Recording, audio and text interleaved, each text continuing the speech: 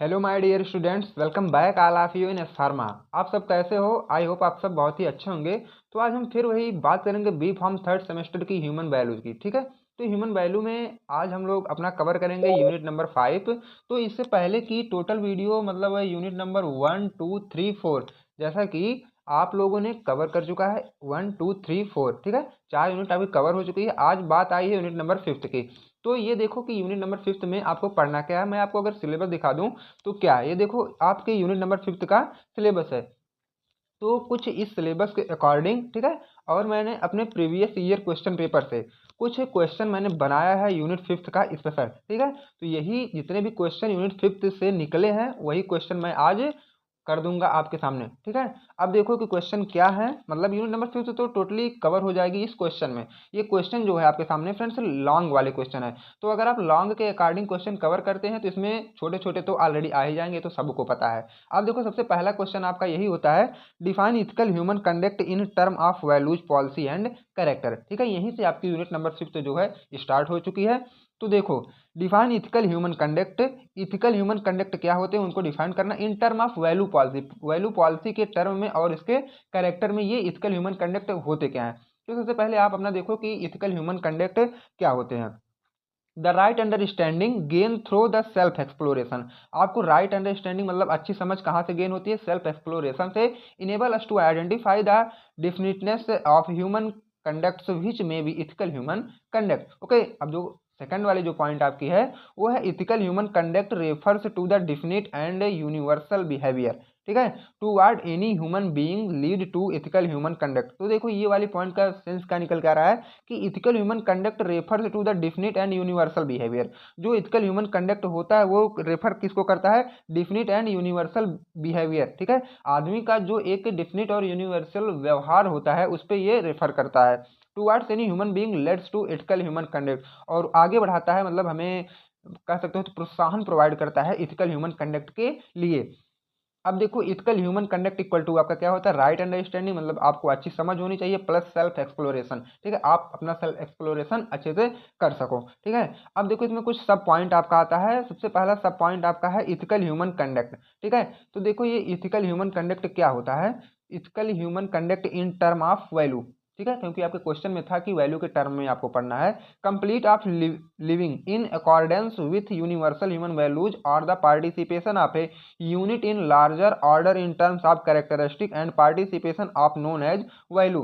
तो आपको सभी को पता होगा कि वैल्यू क्या होती है। तो वैल्यू आप अपना बना के भी लिख सकते हो कि यार ये तो सभी को पता होगा कि हर एक आदमी की वैल्यू क्या है। तो इथिकल ह्यूमन कंडक्ट मतलब ह्यूमन से रिलेटेड आदमी की वैल्यू क्या है, मतलब आदमी से आदमी की वैल्यू क्या है वही आपको बता देना, और कुछ में करना है नहीं।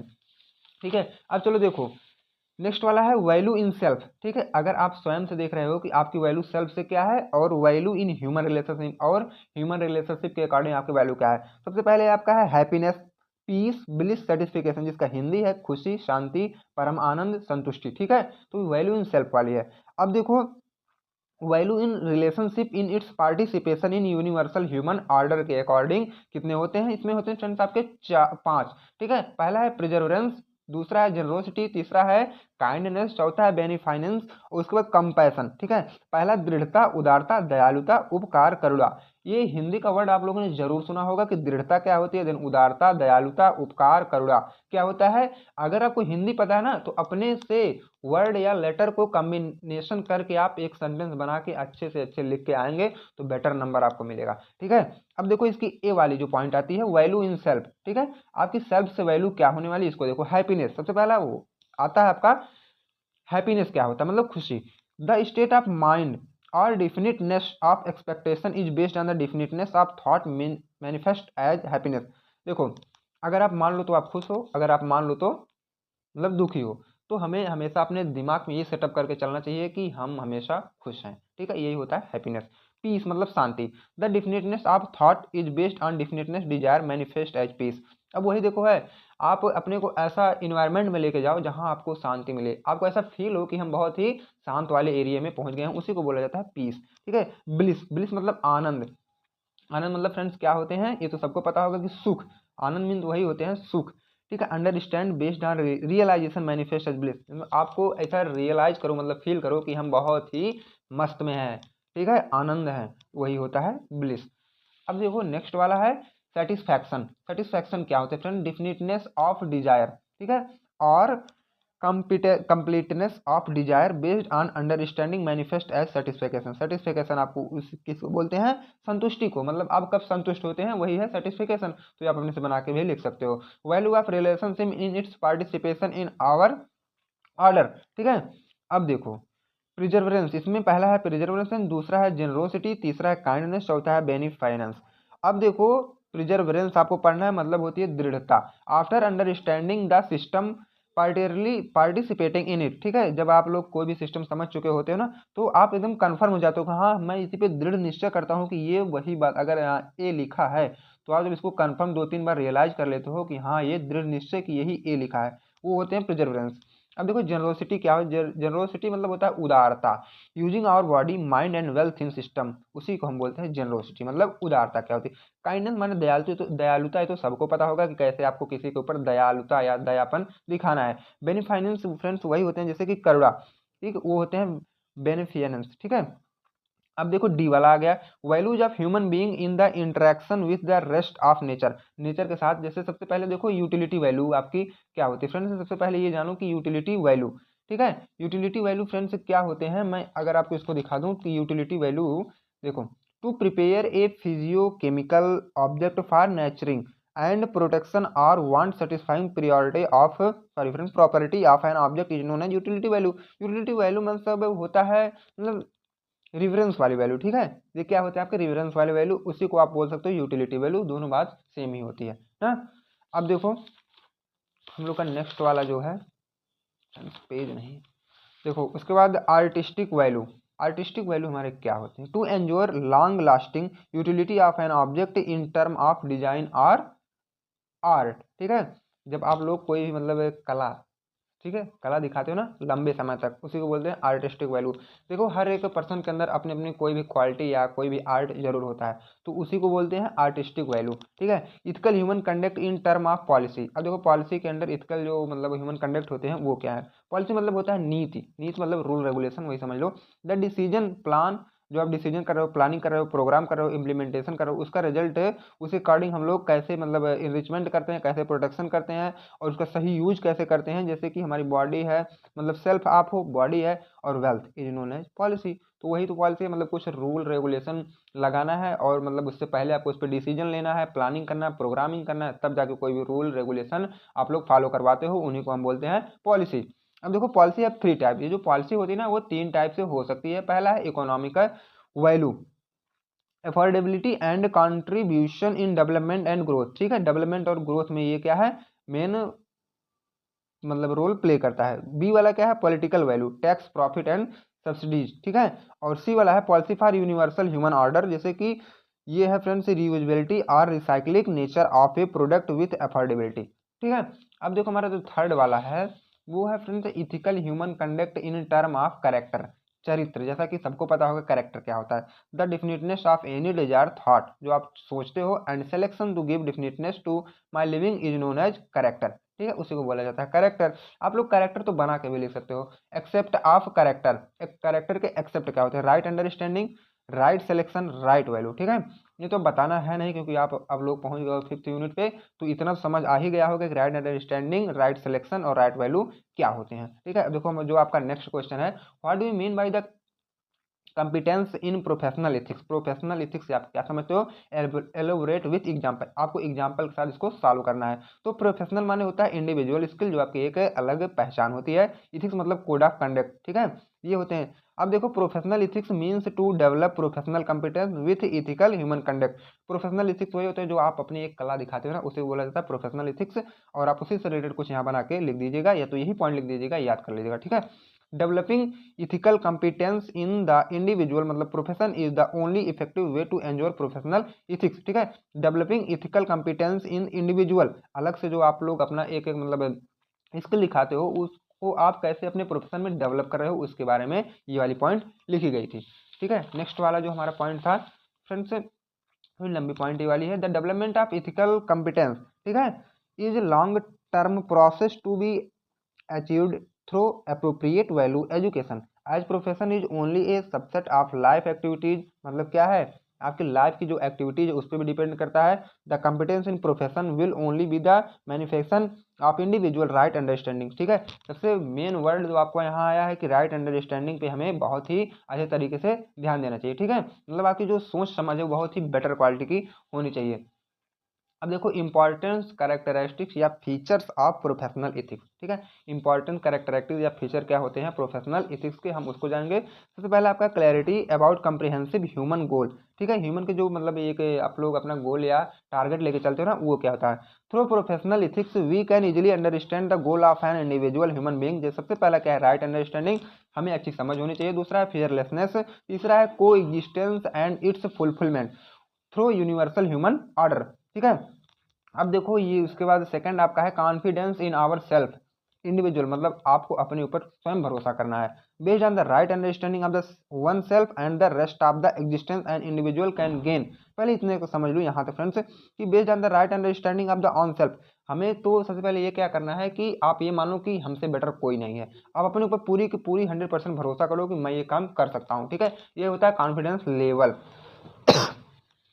उसके बाद फ्रेंड्स देखिए ये कुछ ग्राफ बनाया गया है, मतलब राइट मतलब सब मैटर, उसके बाद लिविंग बींग्स अंडरस्टैंडिंग। सबसे पहले आप सोचो जो आपको अधिकार मिला, फिर मैटर दिखाओ, फिर लिविंग बींग्स अंडरस्टैंडिंग। जो अब हम लोग की बात आ गई ना, हम लोग कैसे उसको सोच रहे हैं कैसे समझ रहे हैं उसके ऊपर डिपेंड करता है। उसके बाद third point friends mutually fulfilling behaviour. ठीक है, अब देखो clarity and confidence in the ethical human conducts and its correlation with sustain person as well as collective happiness and property. तो देखो ये हैप्पीनेस और प्रॉपर्टी का एक कलेक्शन होना चाहिए। ठीक है, अच्छे से। तो जैसे कब म्यूचुअल फुलफिलमेंट वही होता है जैसे आप किसी से व्यवहार कर रहे हो या बिहेवियर कर रहे हो, तो उससे क्या है सामने वाला आपको अच्छा रिस्पांस दे रहा है, तो आप मतलब आपके अंदर आत्मा जो बोलेगी हाँ अब हम इनसे संतुष्ट हैं, तो वही होता है mutual fulfilling. Mutually enriching interaction with nature. अब देखो नेचर से हमें कैसे इंटरेक्शन करना है। Self sufficiency in fulfilment of physical needs, ability to access the needs for physical facility. Physical facility मतलब जो भी आपको सुख प्रोवाइड हो रहा है उसे बोलते हैं physical facility. For the family, family के लिए their fulfilment through production system enjoying harmony in nature. और हम लोग अपने हार्मनी के साथ नेचर के साथ कैसा हार्मनी बनाते हैं यह भी डिपेंड करता है। In the right of above are acquire ability to identify and develop appropriate technology production system. अब देखो नए नए टेक्नोलॉजी को मतलब डेवलप हो रहा है हमारे फिजिकल फैसिलिटी में। ठीक है, जैसे कि नई नई टेक्नोलॉजी का सेंस यही समझ लो। अब आप लोग को आया मसाला पीसने के लिए मिक्सर। ठीक है, ये सब, और कपड़ा धुलने के लिए वॉशिंग मशीन, ये सब नई नई टेक्नोलॉजी आती है जो हमारे सुख में प्रोवाइड होती हैं। ठीक है, मतलब फिजिकल फैसिलिटी इसी को बोला जाता है। अब देखो development of transport system. Transport system का डेवलपमेंट कैसे हुआ। Through right understanding and competence in professional ethics we can easily develop transport system for living things. अब देखो इसमें क्या करना है, ट्रांसपोर्ट सिस्टम में डेवलप करना है लिविंग थिंग्स के लिए। तो हमें क्या करना है, सबसे पहले अच्छी समझ होनी चाहिए। अब एक अच्छा आइडिया लगाओ, अच्छा दिमाग लगाओ, तब जाके आप कुछ कर सकते हो ना, तो वही बात है। अब देखो हमारा नेक्स्ट वाला क्वेश्चन है what is ethical human conduct और how does right understanding provide the basic for ethical human conduct. देखो बहुत ही आसान क्वेश्चन में आपको बना बना के लिखना है। तो इथिकल ह्यूमन कंडक्ट जैसे कि मैं पहले बता चुका हूँ कि इथिकल ह्यूमन कंडक्ट क्या होता है, आप लोग इसको अच्छे से रीड कर लीजिएगा। तो आप लोग स्क्रीनशॉट भी कर सकते हो, मैं यहाँ पे थोड़ा वीडियो को मतलब पुश करके आप स्क्रीनशॉट भी कर सकते हो कि इथिकल ह्यूमन कंडक्ट क्या होते हैं, क्योंकि ये मैं बार बार पढ़ाते चला आया हूँ। तो आप लोग क्या है टाइम की बर्बादी ना करें, आप इसको स्क्रीनशॉट करके आप लिख सकते हैं और समझ भी सकते हैं। अब देखो रेड नेक्स्ट क्या है राइट अंडरस्टैंडिंग, आपको अच्छी एक समझ रखनी चाहिए। दूसरा क्या है सेल्फ एक्सप्लोरेशन, आप अपने आप को कैसे एक्सप्लोर कर रहे हो ये भी। तो right understanding deals with the identification of the ethical human conduct in term of value. Value के टर्म में हमें इसको आइडेंटिफाई या ये डिफाइन करना है। और सेल्फ एक्सप्लोरेशन आपका वही है कि आप अपने आप को कैसे वेरीफाई कर रहे हो, स्टेटमेंट कौन सा है, कैसे आप उसको सही बना रहे हो, उसको बोले थे सेल्फ एक्सप्लोरेशन। तीसरा है एक्सप्रेशन ऑफ राइट वैल्यू, आपके जो राइट मतलब जो अधिकार मिले हैं उसमें क्या करना है। It deals with expanding our invalidation of right value and all four order are in entire existence। ठीक है, ये देखो मटेरियल प्लांट एनिमल ह्यूमन, जैसा कि ये मैं फोर ऑर्डर जो है मैं फोर्थ यूनिट में ही पढ़ाया था बहुत ही अच्छे तरीके से और डिटेल में। लेवल क्या है सेल्फ फैमिली सोसाइटी वर्ल्ड। ठीक है, ये तो लेवल है। अब देखो नेक्स्ट वाला क्वेश्चन है define implication value based living and also discuss. ठीक है, transformation of animal consciousness to human consciousness, ये भी आपकी फोर्थ यूनिट में ही कवर हो चुका है। क्योंकि अगर आप इसके पहले फोर्थ यूनिट अगर आप देख लेते हो ना तो बहुत ही आसान होने वाला है। अब देखो या तो आर करके फिर क्वेश्चन बनता है right understanding helps human being to transformation from animal consciousness to human consciousness. Implication देखो इसका सोल्यूशन क्या है, इम्प्लीकेशन से क्या है, अप्लाई मतलब अप्लाई होना करना। अब देखो हम इसको अप्लाई कैसे कर रहे हैं। Value based living define understanding of right values and implementation of the learn value in living. देखो implication of value based living can be define as, हम इसको 4 तरह से डिफाइन कर सकते हैं। At the level of individual living, at the level of family, at the level of society, at the level of nature. ठीक है, आप इसको 4 तरह से कर सकते हो। At the level of individual, ठीक है, लिविंग कैसे करते हैं, transition towards happiness and prosperity will take place at the individual level. किसी भी इंडिविजुअल लेवल से आपको ट्रांजिशन टुवर्ड मतलब आगे बढ़ाना अपनी खुशी और प्रॉस्पेरिटी को। नेक्स्ट वाला है then individual will slowly start getting rid of contradiction and conflicts with and attain a state where one is able to answer his her question. ठीक है, जैसे कि बहुत जगह नहीं होता है कि आप उनसे बहस कर रहे हो, तो ऐसा क्वेश्चन बोलो जिसका कोई मतलब हो, इसका कुछ हो मतलब सेंस निकले, ऐसा ही हमें करना है। This also develop except of self control and reduce feeling of insecurity.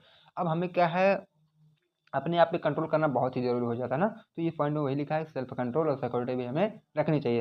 Eight the level of family, at the level of family the value based living will be facilitate peace and harmony in the family with just on fulfilling behavior. People will feel prosperous and the feeling to nature others will grow in the family। ठीक है, ये सब आप बना के लिख सकते हो, इसमें केवल आप लोग रीड कर लो बस।